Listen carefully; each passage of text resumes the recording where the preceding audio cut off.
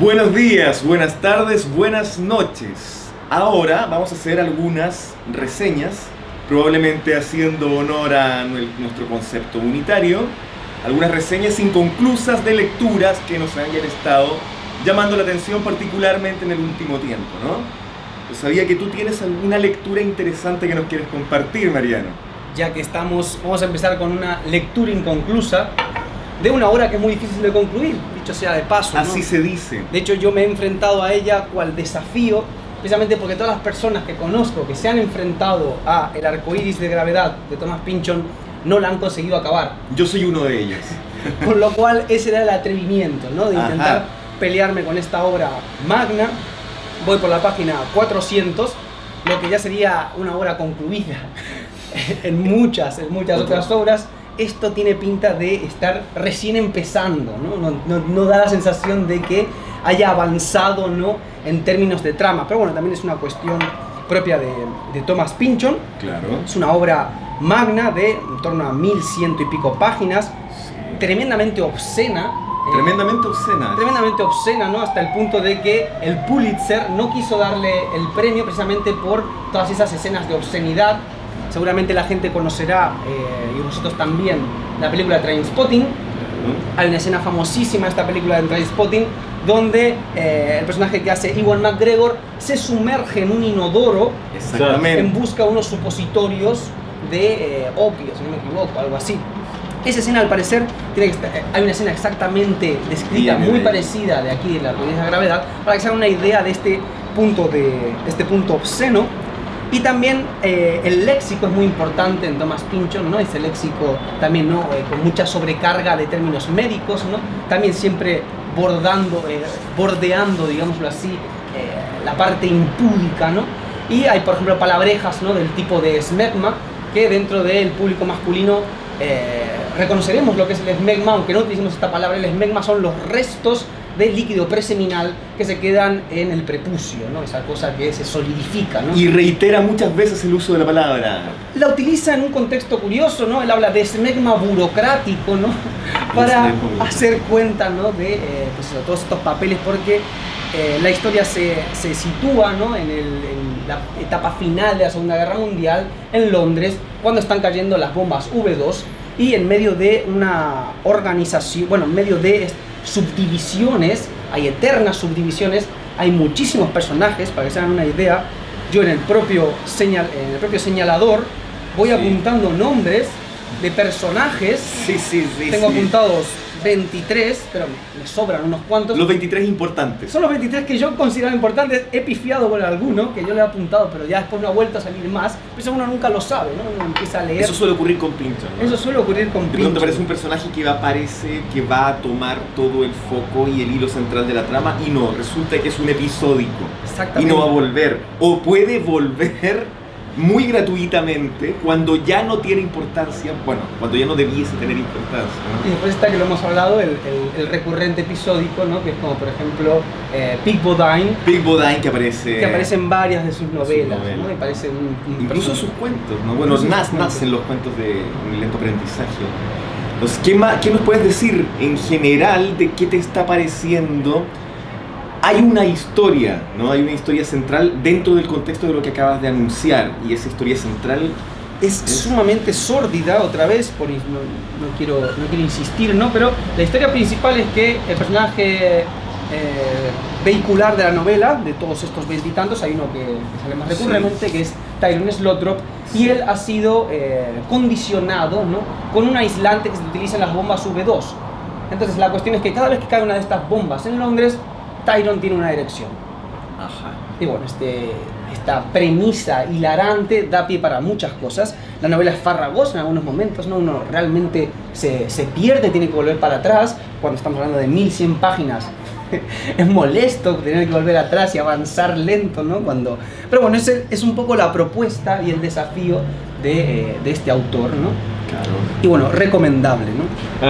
Recomendable emprender el camino, ¿no? Sí, yo creo que es un desafío, ¿no?, para la gente que le guste, leer cosas que vayan más allá de la mera historia, ¿no?, del mero sucesión de acontecimientos. Bueno, aquí hay una auténtica propuesta narrativa, ¿no? Es un desafío al lector. Y Mariano, sí, dale. Sí, no, tiene que ver con la opción de la editora. ¿Tienes algún comentario a hacer? Porque eso creo que es siempre importante, ¿no? Porque por veces hay algunas editoras que quieren ahorrar unos centavitos, entonces hace una edición en papel muy malo, letras súper diminuta para ahorrar páginas y todo. ¿Qué puedes decir de toda esa concepción gráfica por parte de la editora? Está editado por Tusquets, que tiene esta edición típica. Tusquets tiene también este tipo de formato, de esta con obra hoja un poquito más que a lo mejor grande. hablaremos luego. Claro, tiene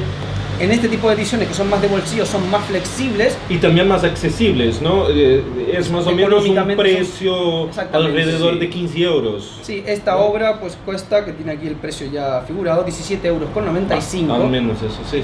Y tiene, bueno, es muy fácil de leer, no es una letra excesivamente pequeña, es un libro flexible, como podemos ver, o sea, pero sobre todo para obras tan voluminosas, no es de tapa dura. Claro. Y bueno, la verdad es que se hace cómodo la edición, yo no tengo nada que objetar. Debe ser una obra tremendísimamente difícil de traducir, utiliza una cantidad de terminología técnica en cuestiones médicas o en otras referencias, con lo cual el traductor pues ya tiene bastante mérito el hecho de haberse enfrentado. ¿Quieres mencionarlo para dar algún tipo de crédito?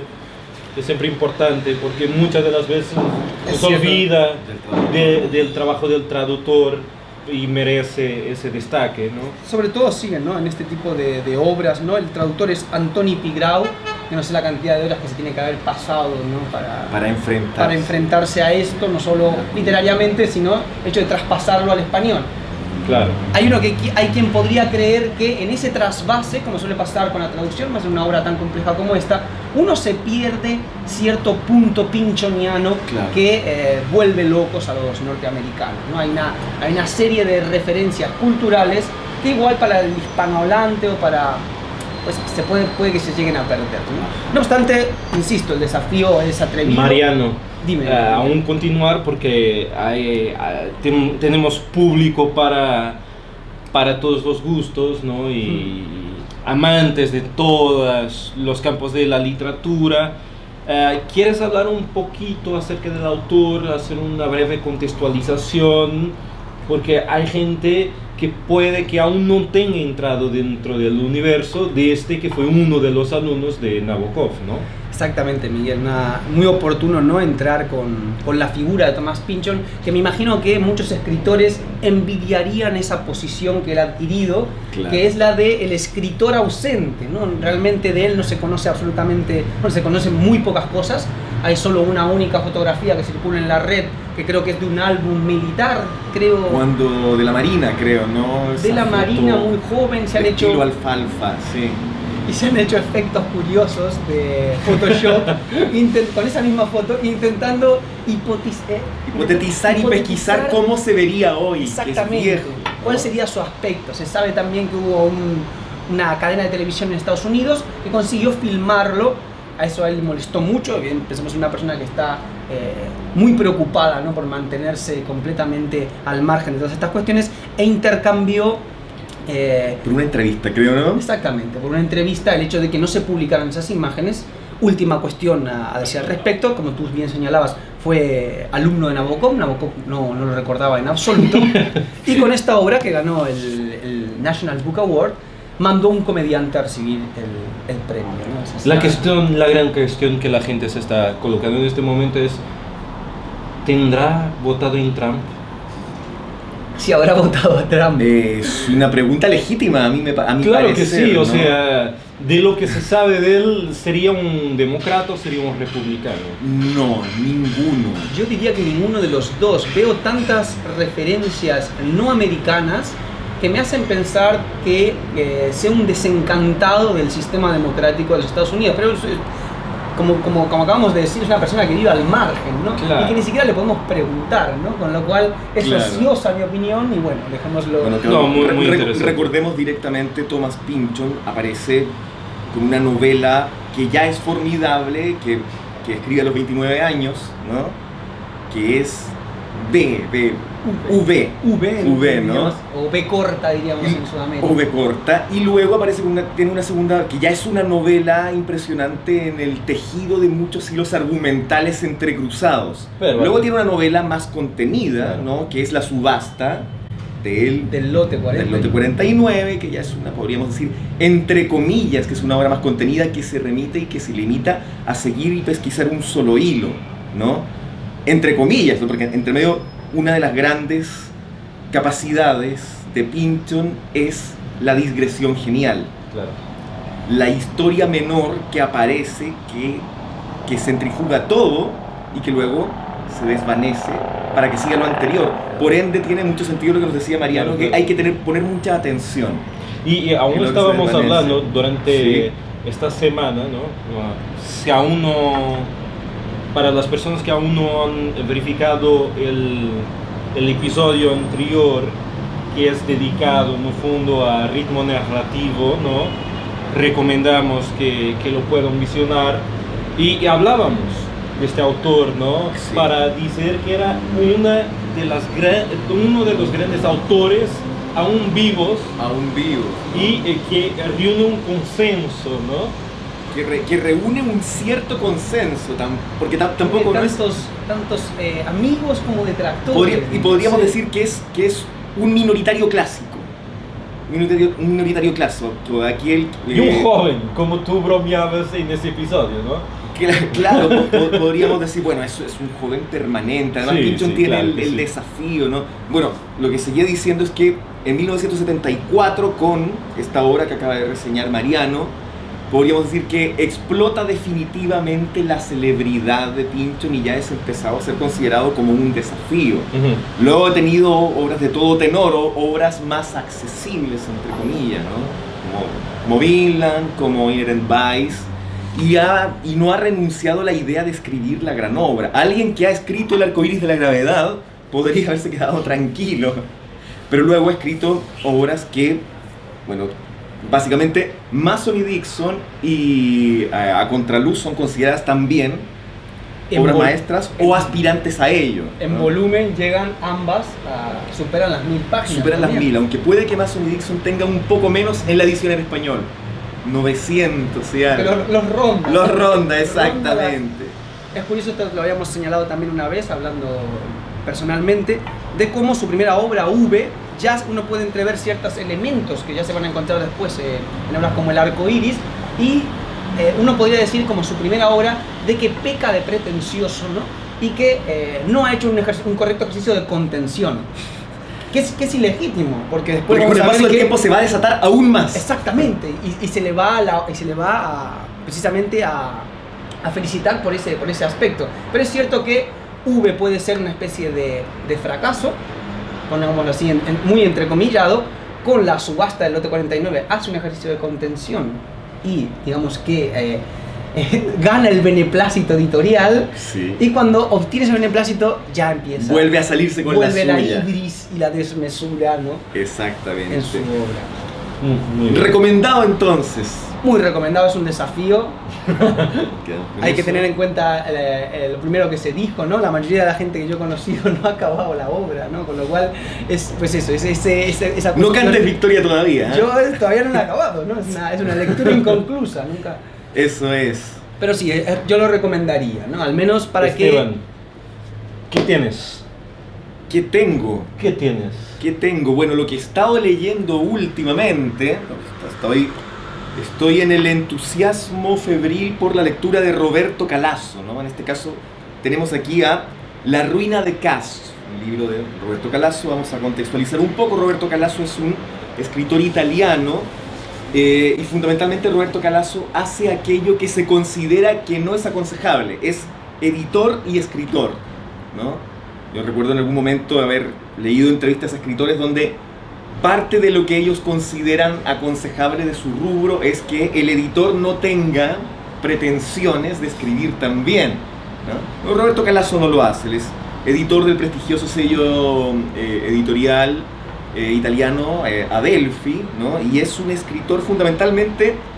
Mucho se ha dicho que habría que inventar un género literario para definir a Calasso, aunque a priori podríamos decir que Calasso es un ensayista, ¿no? Un ensayista en el sentido de un ensayista literario, un ensayista que busca mucho la excelencia en el estilo y en la forma, ¿no? No es solamente un ensayista áspero, un ensayista académico, un ensayista academicista, ¿no? Es un ensayista literario.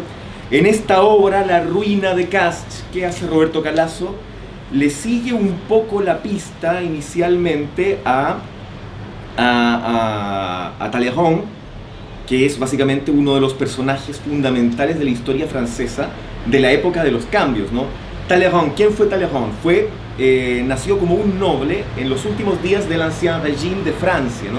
Es un noble de los días postreros de Luis XVI.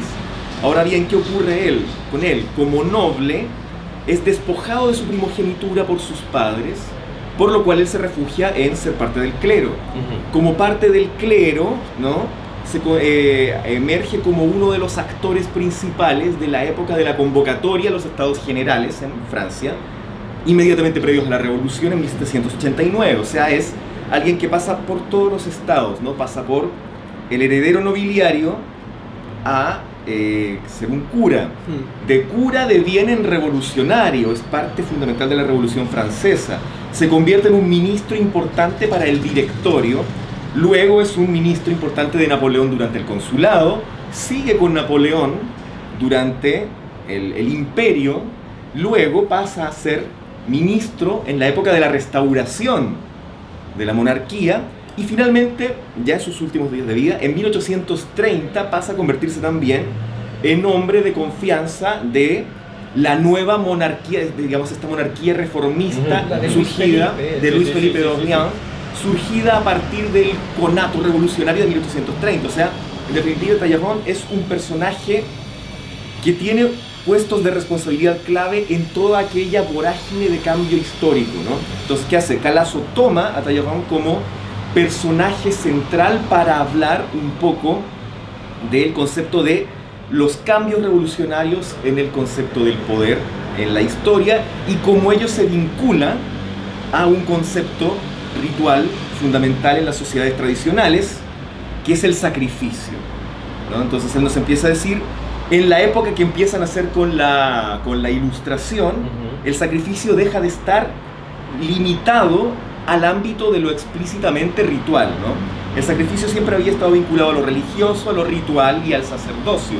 Él nos dice, en una época que empieza a construir secularización, el sacrificio no se pierde el sentido del límite y se explaya a todo, ¿no? Entonces él nos dice, nos va mostrando, permea la política, permea el espacio público y permea la opinión pública, que es, dicho sea de paso, un concepto que empieza a nacer fundamentalmente en la época de la Revolución Francesa, ¿no? Entonces, a partir de Talleyrand como eje, va trabajando la idea de cómo una sociedad secular, desde sus cambios políticos, va vinculando el tema de las redefiniciones del concepto de poder legítimo con el concepto de sacrificio. Y a partir de allí Calasso puede incorporar lo que sea, ¿no? Debemos estar atentos. De pronto está hablando de los salones de Madame de Staël, de las reuniones de los salones en Francia, y va a decirnos, y esto es semejante al sacrificio védico cuando, bla, bla, bla. Entonces, debemos estar atentos al nivel de comparaciones que hace. Podríamos decir que Roberto Calasso... Calasso es especialista, de hecho, ¿no? En cuestiones de... Efectivamente. Lingüistas, ¿no? Efectivamente. De los Vedas, ¿no? Tiene varios libros, ¿no? Al respecto.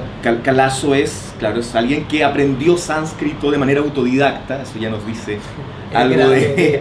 El grado del autor, ¿no? El nivel del autor, ¿no? El que él se exige a sí mismo y el que le exige al lector, ¿no? Entonces alguien que empieza trabajando la literatura védica, que es alguien vinculado sobre todo al tema de la India, tiene también obras de mitología clásica griega, ¿no? Entonces toda esta articulación que él hace del poder simbólico, ¿no? Lo trabaja aquí en torno a la política. Se le podría decir, ¿es un ensayo político? Desde luego no. Es un ensayo que toma un espacio político histórico para hablarnos de las cosas que le interesan a él, que es el poder del símbolo, que es el poder del rito, cómo el poder del rito sigue vivo en un mundo secularizado, y si de pronto tiene que hacer una excepción y contarnos un mito etíope o sudanés durante 20 páginas, lo va a hacer. De hecho, aquí lo hace, ¿no? Que es el título del libro, da mención directamente a esto. La ruina de Cast es un mito, digamos, un mito nubio. Él lo cuenta en medio de la obra, interrumpe a Talleyrand y a sus amigos, nos cuenta un mito nubio y luego empieza a estructurar cómo una cosa nos da luz sobre lo otro. Es un gran relacionador, ¿no? Su capacidad es la relación y la analogía. Claro. Son temas que a él le interesan también de la sabe guiar muy bien entonces al lector. Sabe guiar muy bien al lector, pero es un guía un poco déspota en ese sentido, como puede serlo Pynchon también, ¿no? ¿Qué consejos puedes dar al lector que se está iniciando con Calasso? Al lector que se está iniciando con Roberto Calasso, yo le aconsejaría más bien partir por otra obra suya, ¿no? Que es una obra que está aquí, que es La literatura y los dioses, ¿no? Bueno, La literatura y los dioses es una obra inicialmente construida a partir de conferencias, o sea, parte de la oralidad. Luego él vuelve a trabajar las referencias. Es básicamente una obra que nos cuenta cómo a partir desde fines del siglo XVIII la literatura empieza a cambiar su eje. Él nos dice, la literatura durante toda la vida se sometió a ciertas normas y pautas bastante explícitas. En esas normas y pautas estaba presente la asociación directa entre la literatura y lo propio deseable social, podríamos decir. Nos dice, la literatura clásica tiene cánones, tiene patrones, y está muy consciente de su rol dentro de la historia y dentro de la sociedad. Él nos dice, desde la segunda mitad del siglo XVIII, la literatura entra en la etapa de la literatura absoluta. ¿Qué es eso? Una literatura que ya no tiene por qué imponerse a sí misma un rol social. La literatura se vuelve autocontenida, autorreferencial, y luego él ya tiene una hipótesis bastante interesante que podrá ser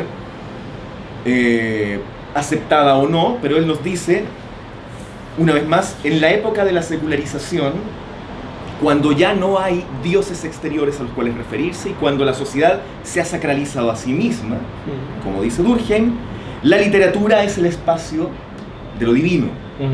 La literatura autocontiene, digamos, se traga lo sagrado, se sacraliza a sí misma y se exige llegar a límites que nunca se había exigido, ¿no?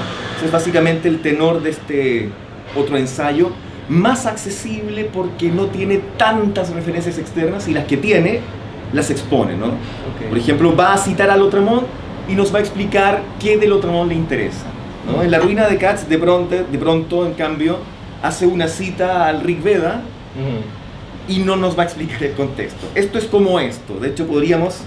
Hay una pequeña cita que tengo aquí de nuestro amigo Roberto Calasso, ¿no? Voy a leer este pequeño fragmento. Nos dice: todas las teorías occidentales de la legitimidad tienen un defecto. No conocen las aguas del origen. Sin estas aguas, todos son usurpadores. Y los primeros usurpadores pueden recurrir entonces a un único aliado, el tiempo. Cuando una soberanía lleva un cierto tiempo subsistiendo, se supone que la crudeza con que ha afirmado su fuerza ya se ha rodeado y cubierto de la douceur de una costumbre, de una aceptación prolongada, en suma, de una tradición. Así que la tradición ya no servirá para reivindicar el origen, sino para ocultarlo. Los terribles iluminadores, hasta Nietzsche, Freud, siempre han sido fanáticos buscadores de orígenes y genealogías. Este era el particular nefas de Occidente que les atraía y les deslumbraba. Colmando el vacío de ese origen fallido, pensaban que finalmente resultaría posible descender sin engaño hasta el presente.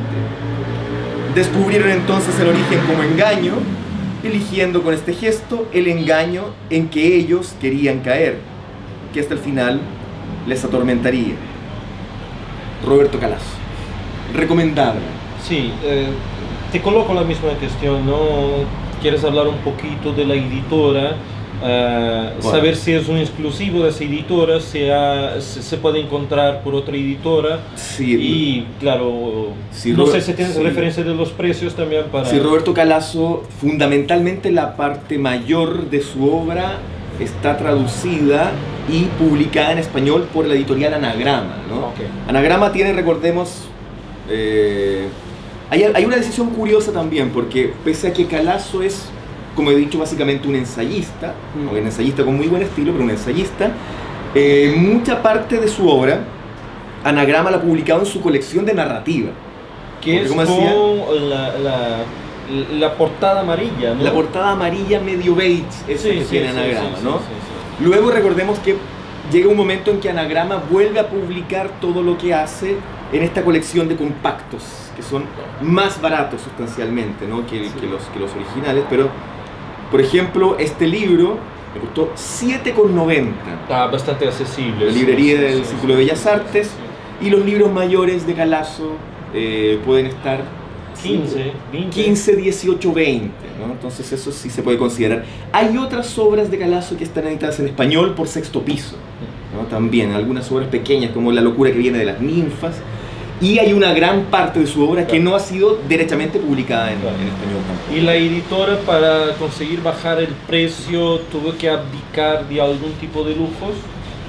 Bueno, la colección compactos de Anagrama no es lujosa, pero es, como decía Mariano con respecto a Tusquets, podríamos decir es una gama baja, entre comillas, de calidad, pero es un libro que es cómodo, que se lee bien, con una tipografía un poco más pequeña, ¿no? Claro. Suele bien. apurar los compactos, el margen, pero es una cuestión Sí, estética sí, que a mí...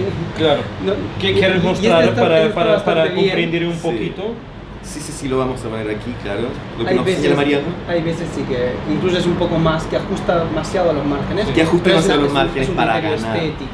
Claro. Yo tengo has- varios. Pero claro, técnicamente para no- una obra ensayística te quita un poco el espacio para quitar notas, para colocar claro. notas. No así aquí, ¿no? Que la misma Anagrama, aquí ya nos tiene otra letra un poco más grande, un margen más Ahí fue espacioso. generosa. Pero es porque ahí. esta es la colección argumentos, estos ya son compactos. Esta es la gama barata. Claro. Yo te querría hacer, Esteban, una última pregunta, Sí. que es que nos compararas a Roberto Calasso con el otro gran erudito italiano, Ajá. que es Umberto Eco. Que es Umberto Eco, es un elemento interesante eso, ¿no? Porque Es consideremos... sucedáneo en la perspectiva que Eco ahora ya... Acabó, Sí. Falleció hace poco, Sí, bueno, claro. Recientemente, exactamente, 2 años. Entonces, sí, por lo que eso. podríamos señalar, Umberto Eco es, por antonomasia, Umberto Eco es, no alcanza a ser 10 años mayor que Calasso, creo, ¿no? Calasso tiene 77 Sí. ahora, entonces Umberto Eco no alcanza a ser 10 años mayor, o sea, son De la misma generación. muy cercanos en términos generacionales, ¿no? Son gente que alcanzó a vivir una infancia en guerra todavía. Claro. Básicamente Umberto Eco es el gran ilustrado, ¿no? Cuando Claro. Umberto Eco maneja muchas informaciones de historia, de filosofía, de Claro, semiótica, pero todo su ángulo es irreductiblemente propio de la ilustración. Y cuando tiene que salirse un poco del margen de la interpretación ilustrada, recurre al humor o a la sorna, ¿no? En cambio, Roberto Calasso, podríamos decir, es tan erudito como Eco, pero es un erudito que va más allá de los márgenes estrictos del pensamiento ilustrado, ¿no? Podríamos decir que Roberto Calasso es un Umberto Eco sumado a un Mircea Eliade, que ya abrumador. ya es abrumador. En ese sentido podríamos decir que si el romanticismo es el gemelo nocturno de la ilustración, Roberto Calasso es aquel gemelo nocturno que además sigue despierto cuando es de día. En ese sentido, claro, las alusiones al oriente, las alusiones al tantra o a la tradición china que hace él, las incorpora, las matiza, ¿no? Su ámbito de lectura le permite darle coherencia a ámbitos que Eco habría considerado irreductibles, ¿no? Esa es un poco la diferencia, que no es menor, ¿no? Obviamente también comparten otras cosas, ¿no? Un sólido conocimiento histórico de Occidente, lo tienen ambos, que eso también tiene que ver con una tradición del humanista italiano, ¿no? El humanista italiano que todavía no renuncia a la multiplicidad de saberes, sin ceder a la presión del mundo anglosajón que trata de que todo el mundo sea hiperespecializado en una parcela cada vez más diminuta. Claro.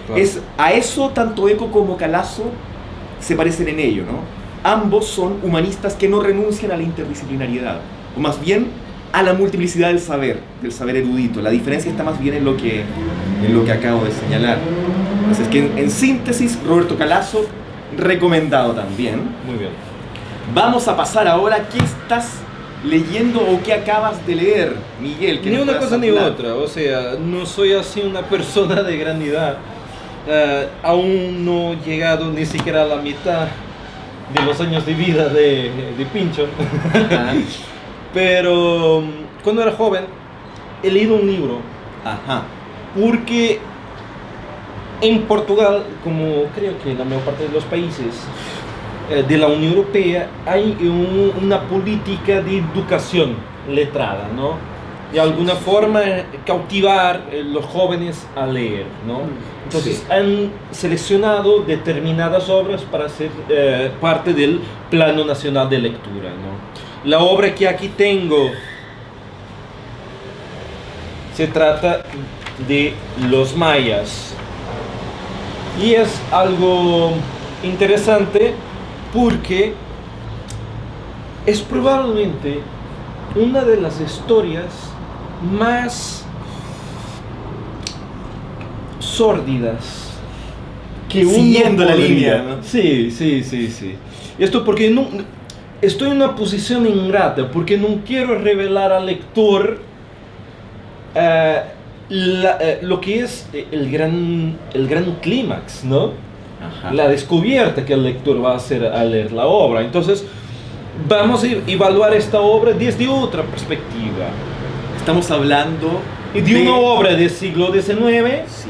Un poco de hecha contexto. por Essa de Queiroz. Exactamente. Essa de Queiroz, una persona fantástica, un autor tremendo, con varias novelas, que pasa mucho de su tiempo, ¿dónde? En Inglaterra. Ajá. Entonces va a traer mucho de esa postura de la literatura inglesa para Portugal, la aplica. Lo que es importante en la obra es la capacidad que el autor ha tenido para describir el tiempo, que es su propio tiempo. O sea, no está hablando de un tiempo que ya no existe, que se quedó para atrás, no. Él está retratando su propia realidad. ¿En qué momento histórico está Segunda escribiendo mitad esa de del siglo Queiroz? XIX. Ajá. Y sobre todo se pasa dentro de lo que es el espacio, sobre todo de la capital de Portugal. Sí. Hay la presencia en Saraus, en esos cafés cultura del tiempo, en el hipódromo. O sea, ¿Es una novela costumbrista, Miguel? Sí, de alguna forma sí, y por veces abusa en eso, ¿eh? Abusa del costumbrismo. Sí, pero es bastante cautivante, sobre todo para personas que les guste ese estilo. Y, por ejemplo, me estaba acordando de las obras de Jane Austen, ¿no? Ajá. De alguna forma, quizá influenciado por esas mismas obras, él trabaja mucho esa parte que es la parte del palacete, ¿no? Lo que las empleadas dicen, cómo se visten las personas, todos esos pequeños Muy detalles cercano a Emile están ahí. Zola en eso también. Incluso el primer capítulo es muy detallado y va al promenor de estar describiendo casi que pieza a pieza lo que es una determinada sala de un edificio, que es el edificio de la familia principal de la obra. Ajá. Y entonces cada descripción tiene y contiene un simbolismo propio. Ese simbolismo es en parte descifrado a lo largo de la obra por parte del autor, invitando de esta forma al lector a continuar. O sea, el lector no se queda con dudas, porque serán siempre esclarecidas, ¿no? Y eso lleva pues a este clímax, ¿no?, que estamos hablando. Es amable con el lector. Claro, porque las figuras que se van presentando van cambiando, no en términos de su personalidad, pero en términos de la percepción del lector en relación a ellas. Ajá. Es muy interesante este fenómeno. Va develándonos progresivamente el ser de los personajes. Claro. Tiene un aspecto trágico la obra. Y esto deriva de alguna forma de la tradición del romanticismo, ¿no? Y es un romanticismo... Es Queiroz un romántico, entonces, Claro. decimonónico. Queiroz un romántico decimonónico, sin duda alguna, lo colocaría más en una perspectiva de romanticismo británico. Ajá. Y no un romanticismo alemán o un romanticismo francés. Buen punto. ¿Y qué caracterizaría entonces al romanticismo británico? En esta perspectiva, lo que es el espacio físico de espacio interno de la casa jugando con aspectos vegetales. Acordémonos que el romanticismo británico utiliza mucho la cuestión del jardín, Sí. ¿no? El jardín es un lugar que puede que sea pequeño, Sí. ese jardín de invierno, ¿no? Ese invernadero que está ahí posicionado. Que es una naturaleza Claro. a medio domesticar. Claro. O entonces Sí. esa planta que está ahí en el salón, ¿no? O un viejo roble Claro. frente a la ventana. Pero al mismo tiempo Sí. también son esos espacios de cultura Sí. donde la gente va a convivir porque va a contar determinadas historias. Entonces, cada vez que hiciste esto, cada vez que el personaje tiene que se movimentar de un espacio al otro, el autor continúa a narrar el percurso. Entonces, es por veces esta naturaleza inexistente a través de la descripción, pero acompañada por el movimiento que nos distribuye en relación a los espacios. Hay otro aspecto que también es importante. Esa de Queiroz tiene el humor británico, sabe aplicarlo, no tiene que ser suficientemente directo. Entonces el lector podrá hacer algunas gargalladas fuertes, producir algunas gargalladas muy fuertes. Carcajadas, perdón. Puede uno reír mucho. Sí, o algunas carcajadas muy fuertes. ¿Y por qué? Porque él sabe trabajar los personajes en el sentido sátiro, cómico, irónico. Tiene mucha ironía nuestro amigo Queiroz. Extremadamente. Sobre todo porque estamos en un periodo donde se habla mucho de los extranjerados. Gente que sale de Portugal para estudiar en Francia o en Inglaterra. Como el mismo autor. Como el mismo autor y como, por ejemplo, otro autor, Fernando Pessoa, va a ser criticado más tarde también por ese caso, ¿no? Sí. Recordemos que Fernando Pessoa escribía fluentemente en inglés, ¿no? Sí. Tal como esa. Esa entonces va a construir aquella que es probablemente la mejor novela que alguna vez se escribió en portugués. Vaya. Es una obra magna, Sí. tiene una tremenda importancia en lo que es la memoria colectiva del siglo XIX. Es a partir de esta obra que se construyen todos los imaginarios, porque como él narra su tiempo, si agregáramos a esta obra otras obras suyas, como por ejemplo Casa de Ramírez. La Casa de Ramírez, las ciudades y las sierras, nos cuenta todo un espacio que es el espacio cultural y el espacio geográfico de Portugal, pero también el espacio social, a través de las interacciones de los personajes. Tiene la pretensión de totalidad de las obras que Claro aspiraban. que sí, claro que sí. 19, ¿no? Y él Sí, sabía sí. muy bien cómo lo hacer, cuándo lo hacer y cuándo no lo hacer. Tiene obras bien más pequeñas, como por ejemplo... El misterio de la carretera de Sintra. Sí, y hay una disputa un poquito con Ramalho Ortigón, que es otro autor portugués, acerca de quién fue el verdadero autor de la obra y tal, porque, bien, la historia no me acuerdo de ella en su totalidad, pero creo que escribieron la obra a cuatro manos, de alguna Ajá. forma, y después hubo alguna pequeña disputa, ¿no? Pero sí, es una obra que normalmente está asociada con los dos, porque de alguna de las formas los dos eran muy amigos.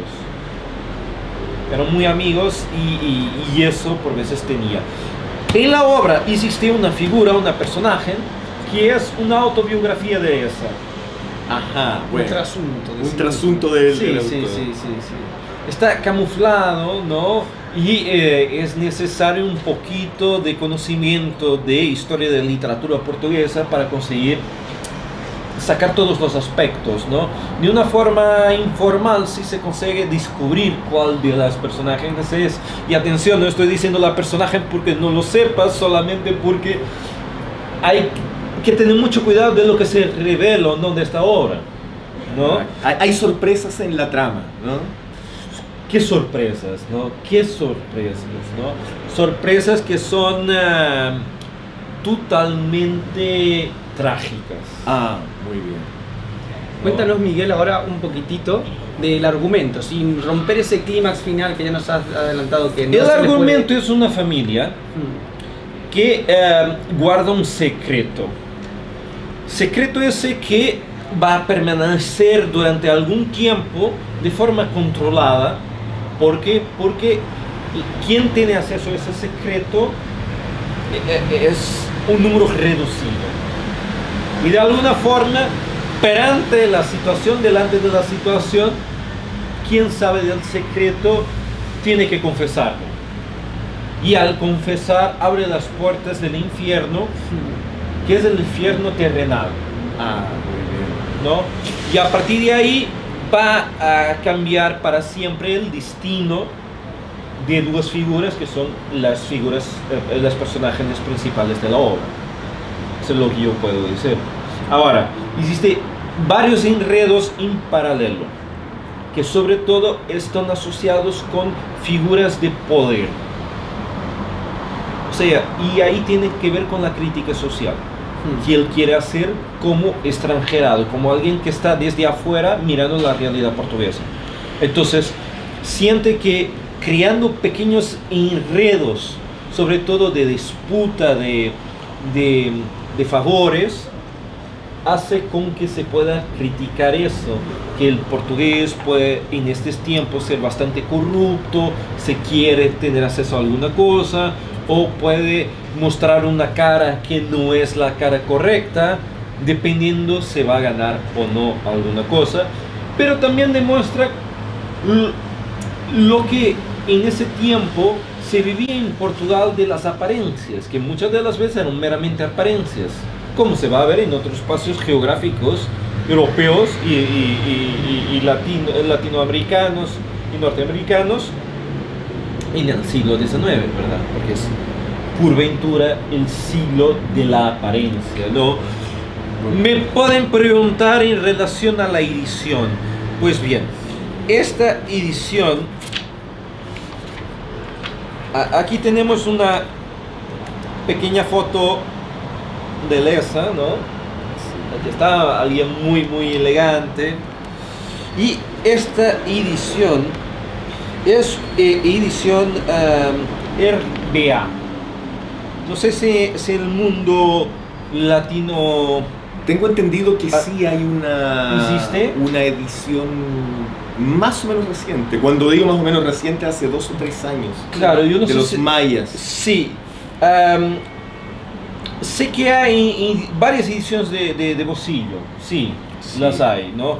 Esta es una edición más cuidada, por eso tiene... ¿Cuántas todo. páginas tienen los mayas? Varía mucho de edición por edición. Mira, La tuya tiene 674 páginas. sí, estamos hablando y Eso es. es algo que es espacioso, ¿no? O sea, tiene su espacio. Tiene margen. Sí, Márgenes, claro, tiene es una cualidad. edición. El papel tiene cualidad, puedes mirar. No, tiene su Tapas de cualidad. cuero. Claro.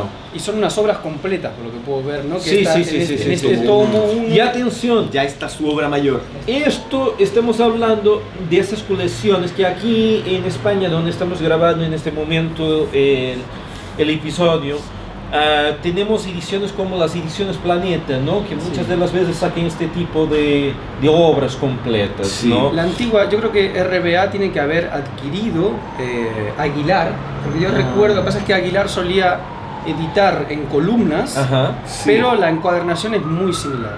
Sobre todo Probablemente. los tomos. probablemente.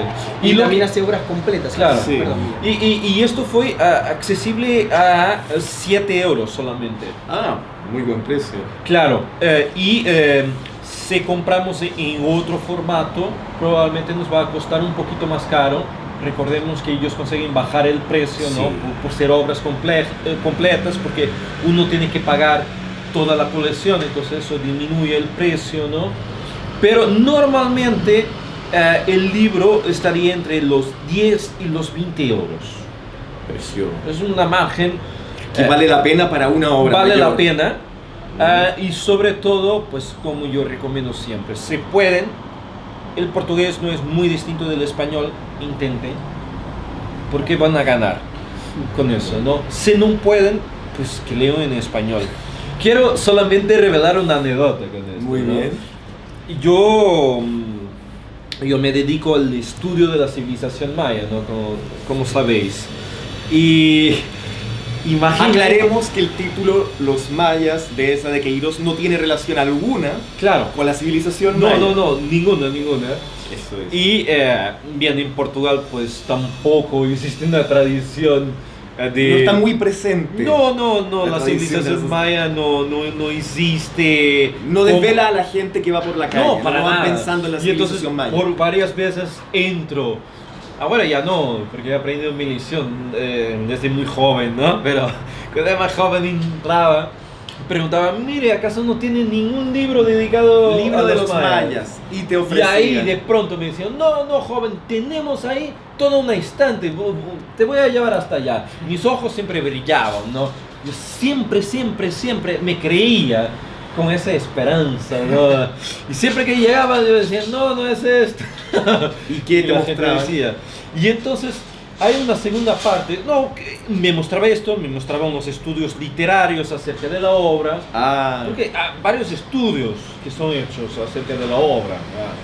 Es una de las obras más estudiadas. es uno de los pilares del canon literario Sí, portugués. absolutamente. Y esta anécdota tiene una parte 2. Cuando yo estaba en la universidad, terminando la licenciatura en Historia, en la cátedra de Historia Contemporánea, ¿no? Y mi profesor un día me ha dicho, Miguel, ¿usted sabe a quién le encantaba también los mayas? Esto porque me ha mirado con un libro de la civilización maya por debajo del brazo, Sí. ¿no? Y yo, ignorante, ¿no? He preguntado, no, ¿quién, profesor? Y él me dice, esa de Queiroz. Claro. y bien. Y ahora, después de toda esta confusión, ¿a qué se refieren los mayas del título de la novela? Es el nombre de la familia. El nombre de la familia, directamente. Que es un lugar común, ¿no? Como Que es también un lugar común. de la obra de Queiroz, ¿no? Tratar, Sí. abordar familias, ¿no? Sí. Que es un lugar común abordado por la novela decimonónica en general. ¿no? Exactamente. Claro, porque eso es no fondo la identidad en un periodo donde aún se está forjando lo que es el Estado-Nación, ¿no? Totalmente. Eso es muy importante. Entonces, la identidad va de la base, ¿no? Y la familia como núcleo primordial de esta base es siempre muy importante, ¿no? Y todo esto tiene un simbolismo, este nombre probablemente puede que tenga un simbolismo que solamente esa lo sabía. Según algunos autores, esa pertenecía a la masonería. Ajá. Y entonces, como buen masón, es Está capaz escribiendo ciertos símbolos que solo deben ser decodificados por alguien tan iniciado como él. Claro, y de alguna de las partes, cuando se hace la descripción del ramallete, que es el palacio, el palacete, ¿no? El palacete en donde vive la familia. Donde está la familia, y en la primera parte de la novela, esa descripción tiene muchos aspectos simbólicos desde el punto de vista de la masonería. Desde el punto de vista de la masonería, ¿no? Que es otro elemento a considerar, ¿no? En algún Claro. momento veremos. Sería un Pero sí. ejercicio bastante interesante para el lector más interesado en los aspectos de masonería, trabajar la obra, sobre todo el primer capítulo, con un diccionario de símbolos. Un diccionario de símbolos. Buen punto, interesante. No sé si observación. te acuerdas alguno que puedas Diccionario de sugerir. símbolos de Federico Herrería, está el diccionario de símbolos de Cirlot, son muy de autor, y ya luego hay muchas La cosas. opción. Está el de Jean Chevalier también. Ah, ¿no? quiero agregar una cosa. Sí. Esta es la única obra de todas las demás, creo, que quien está interesado la puede adquirir de forma gratuita. Sí, Sí. ¿por qué cómo? Vamos a dejar en la descripción del vídeo un link Donde se puede acceder. para donde se puede hacer la descarga. Muy bien. Pero como es una obra del siglo XIX, creo que es archive.org, que ya tiene la opción de uno poder descargar esta obra. Acuérdense que muchas de las obras del siglo XIX tienen esa ventaja. Tienen libre reproducción. Exactamente. Entonces, Recomendado entonces, Los Mayas Totalmente. de Queiroz. Muy bien. Cerramos esta sesión de reseñas. Pronto nos vemos.